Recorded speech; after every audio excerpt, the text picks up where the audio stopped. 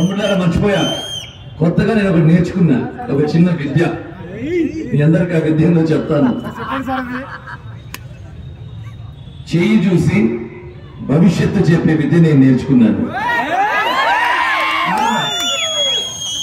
చెప్పాలంటున్నా మీరు ఎట్లా?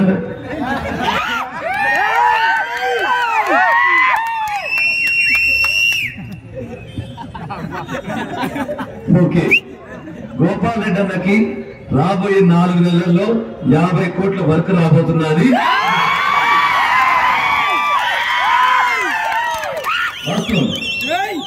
అదే విధంగా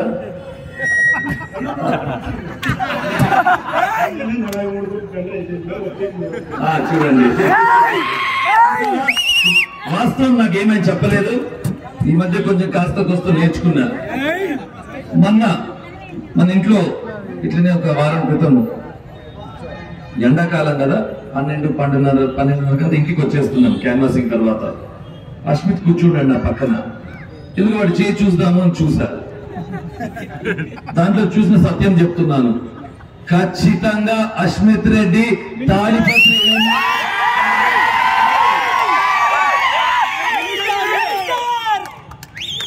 అది చూశాక నిజమైతుంది కనుక నేను కూడా కొత్త వ్యాపారం ఒకటి పెడదామనుకుంటున్నాను.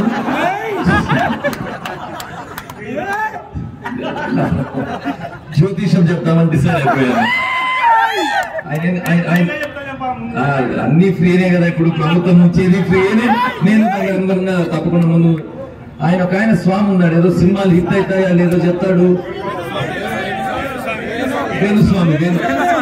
వేణుస్వామి కాంపిటీషన్ గా పవన్ స్వామి అని రాబోతున్నారు.